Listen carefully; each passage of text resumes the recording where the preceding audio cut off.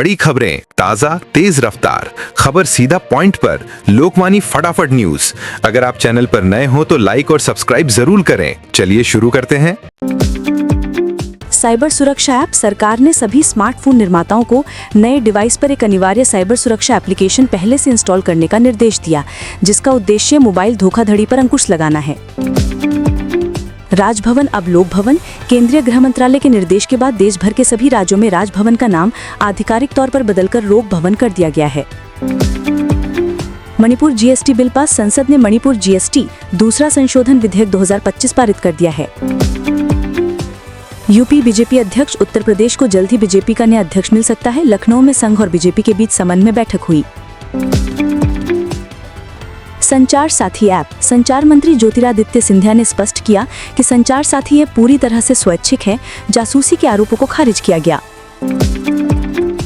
BrahMos missile परीक्षण। भारतीय सेना ने बंगाल की खाड़ी में ब्रह्मोस सुपरसोनिक क्रूज मिसाइल का सफल परीक्षण किया, जिससे लंबी दूरी तक सटीक प्रहार करने की क्षमता मजबूत हुई।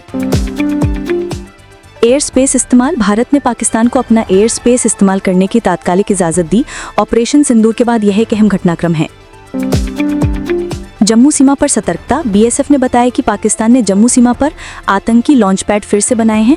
ऑपरेशन सिंदूर के तहत निगरानी बढ़ा दी गई है।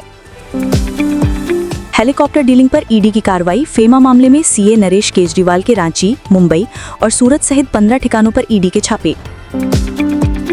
तंबाकू पर हाईटेक। सरकार ने तंबाकू और पान मसाला पर मौजूदा उच्च कर दरें बनाए रखने के लिए नए उत्पाद शुल्क और उपकर बिल पेश किए।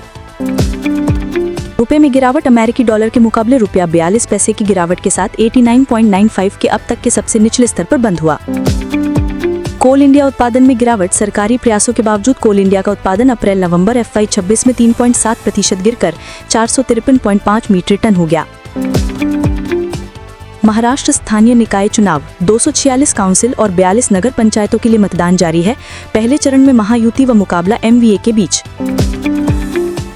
दिल्ली एयरपोर्ट पर जीपीएस स्पूफिंग। सरकार ने संसद में पुष्टि की कि दिल्ली हवाई अड्डे के पास उड़ानों को जीपीएस स्पूफिंग का सामना करना पड़ा था। मौसम अलर्ट। चक्रवाती तूफान दितवा अब डीप डिप्रेशन में बदल गया है। हालांकि तमिलनाडु और पुदुचेरी तट पर अगले कुछ दिनों तक सावधानी बरतने की जरूरत है।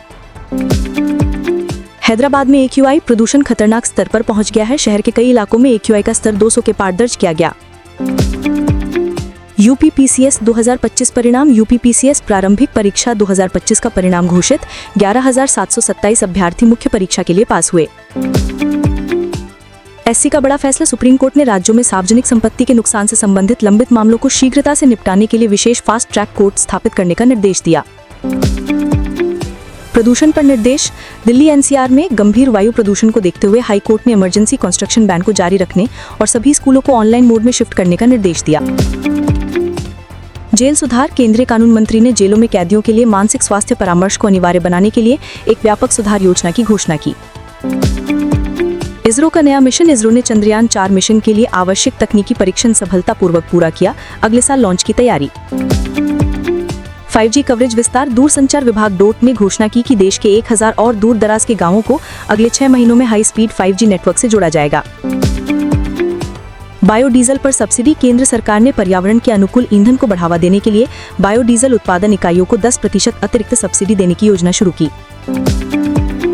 बिहार आरक्षण बिल। बिहार विधानसभा ने सरकारी नौकरी और शिक्षण संस्थानों में पिछड़े वर्गों के लिए आरक्षण को 50% से बढ़ाकर 65% करने वाला एक संशोधन बिल पारित किया। पंजाब में किसान प्रदर्शन। MSP के मुद्दे पर पंजाब के कई जिलों में किसान यूनियनों ने प्रदर्शन किया, जिसके कारण प्रमुख राजमार्गों पर ट्रैफिक जाम हुआ।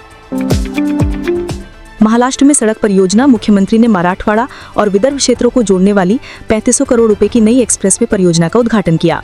दिल्ली की जल सप्लाई। यमुना नदी में गिरते जलस्तर के कारण राष्ट्रीय राजधानी में जल संकट गहराया। सरकार ने पानी के विवेकपूर्ण उपयोग की अपील की।